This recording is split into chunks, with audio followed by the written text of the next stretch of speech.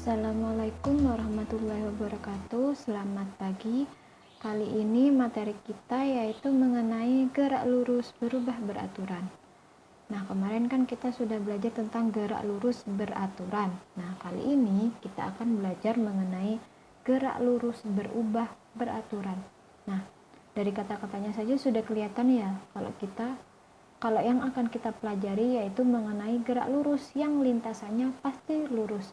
Nah, tapi ada yang beda nih, ada kata-kata berubah beraturan. Nah, berarti ada sesuatu yang berubah di sini. Kalau yang kemarin kan gerak lurus beraturan, yang semuanya konstan atau tetap, nggak ada yang berubah.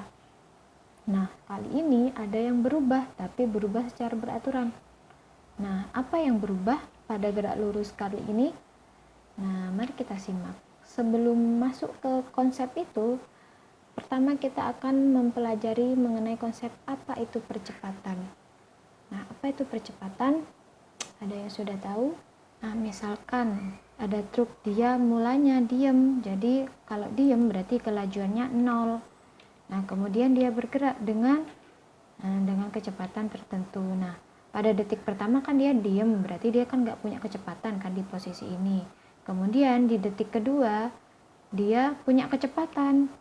Nah, kecepatannya berapa? 10 meter per sekon. Kemudian detik ketiga, si supir memaju kendaraannya lebih cepat. Jadi kecepatannya jadi naik 20 meter per sekon.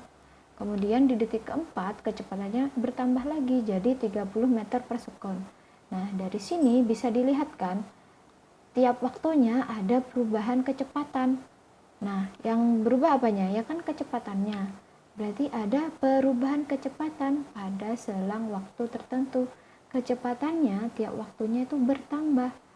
Nah, itu yang dinamakan dengan percepatan. Jadi, percepatan itu adalah perubahan kecepatan atau delta V terhadap selang waktu tertentu. Jadi, percepatan itu disimbolkan sebagai A dari kata acceleration.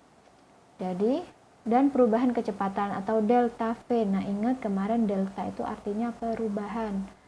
Jadi, percepatan itu adalah perubahan kecepatan pada selang waktu tertentu. Jadi, rumusnya bisa dikatakan sebagai A sama dengan delta V per delta T. Di mana delta V, delta itu artinya perubahan. Berarti kalau perubahan, berarti kan ada kecepatan akhir dan kecepatan awal. Jadi misalkan di gambar ini kecepatan akhirnya berapa? Ini kan kecepatan akhirnya 30 meter per sekon. Dikurangi kecepatan awal. Kecepatan awalnya berapa? Ya ini 0 ini. Jadi kecepatan awalnya 0 per atau dibagi dengan waktu akhirnya atau selang waktunya. Selang waktunya yaitu 4 meter selang waktunya 4 sekon. Jadi bisa ditulis 30 kurangi 0 karena kecepatan akhirnya 30 dan kecepatan awalnya 0 saat dia diam, jadi 30 kurangi 0 sama dengan 30. Kemudian waktu akhirnya kan 4 sekon atau 4 detik dikurangi waktu awal atau saat dia diam sebelum bergerak yaitu 0, berarti 4 sekon. Nah, 30 dibagi 4 sama dengan 7,5. Nah, satuannya karena kecepatan satuannya meter per sekon, berarti jadi satuan ini ngikut. Berarti meter per sekon. Nah, di bawahnya kan ada sekon lagi. Oh, berarti sekonnya jadi kuadrat. Berarti percepatan truk mobil ini tadi sebesar 7,5 meter per sekon kuadrat. Nah, jadi seperti itu percepatan. Nah, ingat definisi percepatan, artinya percepatan itu adalah perubahan kecepatan setiap waktu atau terhadap waktu. Biasanya kita bisa lihat di ininya, kalau di mobil, di sepeda motor, itu kayak gini speedometernya. Nah, percepatan itu ada dua, yaitu percepatan positif dan percepatan negatif. Nah, percepatan positif itu artinya kecepatannya itu dipercepat atau bertambah. Jadi seperti saat kalian mau mendahului kendaraan lain kan, kalau kalian lihat di speedometernya kan kayak misalnya dari 40 jadi 80 naik. Nah, itu berarti kecepatan kalian bertambah. Oh, berarti kalian di situ punya percepatan. Nah, kayak itu namanya percepatan positif atau kecepatannya jadi bertambah. Nah, kalau percepatan negatif, ya kebalikannya. Percepatan negatif itu yang awalnya cepat jadi tidak cepat atau diperlambat atau kecepatannya dikurangi. Contohnya kayak kalian mau berhenti kan, kayak ngerem pelan-pelan kan dari awalnya kenceng terus pelan-pelan. Nah, itu namanya percepatan negatif atau kecepatannya dikurangi atau diperlambat. Nah, misal contohnya kayak gini. Nah, misalkan kayak ini mobil saat dia berjalan tapi di depannya kelihatan lampu merah. Otomatis kan dia memperlambat lajunya. Nah, misal awalnya kecepatannya 30 meter per sekon. Kemudian karena ngelihat lampu merah, pada posisi ini dia kecepatannya jadi dikurangi 20 meter per sekon. Kemudian dikurangi lagi 10 meter per sekon atau melambat sampai berhenti jadi 0 meter per sekon atau berhenti. Nah, dari situ kan berarti mobilnya ini mengalami perlambatan hingga akhirnya berhenti. Nah, ini juga yang disebut dengan percepatan negatif atau diperlambat. Jadi kecepatannya itu berkurang dari 30 jadi 20 jadi 10 dan hingga akhirnya berhenti. Nah, berarti dapat disimpulkan kan percepatan itu ada dua, percepatan positif, jadi percepatan yang kecepatannya dipercepat dari kecepatan yang kecil menjadi kecepatan yang lebih besar atau lebih cepat lah intinya.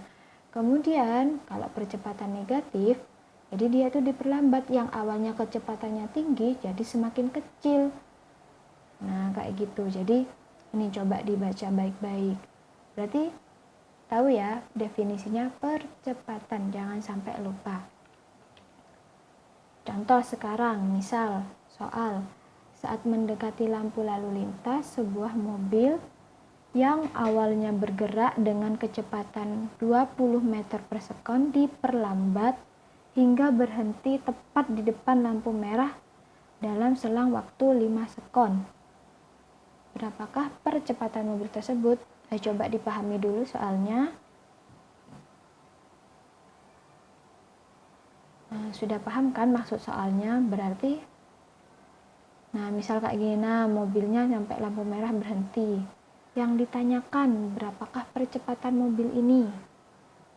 Nah, dalam fisika untuk menjawab soal, langkah pertama yaitu kita harus menulis diketahui dulu. Yang diketahui dari soal ini apa?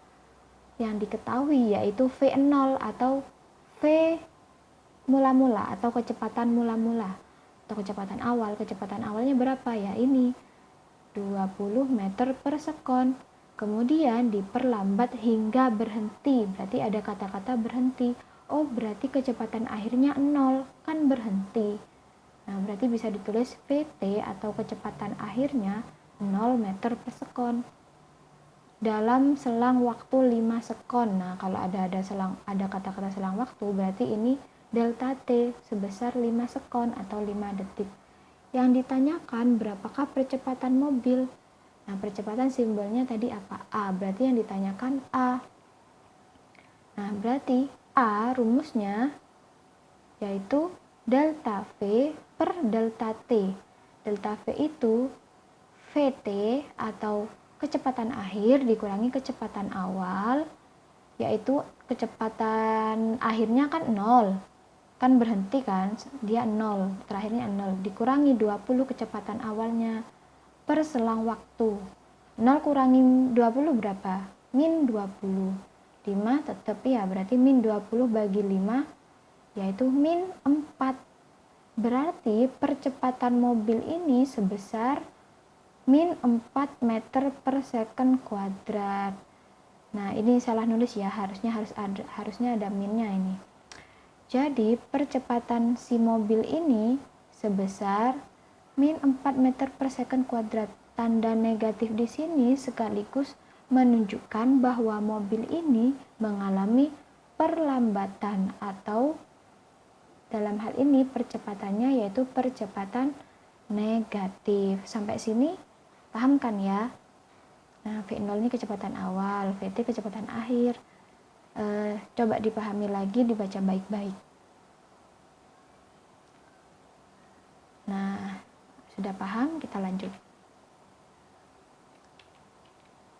Nah, berarti gerak lurus dapat disimpulkan gerak lurus berubah beraturan itu yang pertama yaitu kecepatannya berubah atau V-nya berubah. Nah, tadi kan V-nya atau kecepatannya kan ada yang dipercepat, ada yang diperlambat.